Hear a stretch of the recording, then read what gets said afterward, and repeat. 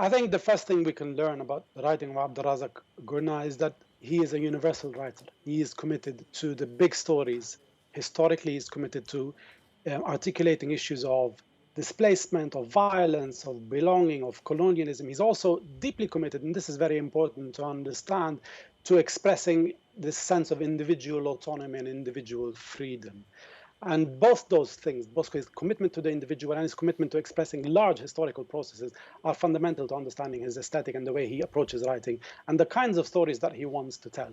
So he keeps on repeating, coming back to those key themes that informed his life, the key themes that express his loss of homeland, his exile in Britain from 1968 onwards, and then his forging of a sense of belonging in Britain, adapting to, of course, British culture, British society, finding a place there, and now achieving from a refugee status the absolutely magnificent achievement of having the Nobel Prize in Literature as a writer coming out of the University of Kent. So this is a great story. It's a great refugee story. It's a great story for literature today. It's a great story for the island of Zanzibar, for a very small island in the Indian Ocean, not a big dominant country in Africa, on the edge of Africa, the Indian Ocean being open to all those historical processes, to all those, as it were, winds coming from India, capturing that absolutely important prize. So it's a great story for literature. We're absolutely delighted for Abdulrazak. 1,000 congratulations to him.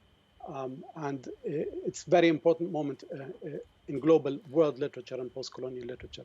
And of course, in literature coming out of England as well. On that note, Professor, so far there have been, I think, 80% of Nobel Literature Prize winners, or even more, have been white Europeans and North Americans. He doesn't belong to any of these categories. So how important is his prize this year? What is the message behind this? The message is that the world is large, the world is diverse. There are many different kinds of stories being told in the world. And a prize like the Nobel Prize should acknowledge those stories, should be open to those stories, should honor those stories. And I think, coming from the margins of Africa, from an island in Africa, to win that prize is a great story to tell for literature. So I also think that the themes are very important. The themes are very contemporary, the themes of displacement that his literature captures and articulates. That's also a good move by the Nobel Prize. There are, of course, many worthy writers of prizes. Prizes are very peculiar kinds of creature in the market.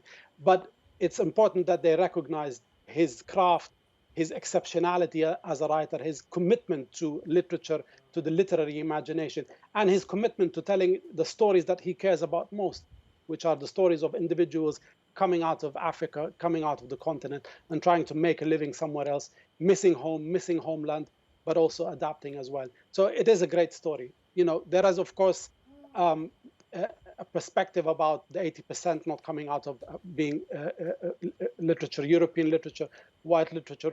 But, the world is big. The University of Kent in the School of English has always recognized it. So we teach English from around the world, not just English from the British Isle. And I think those prizes, those honors should also follow suit.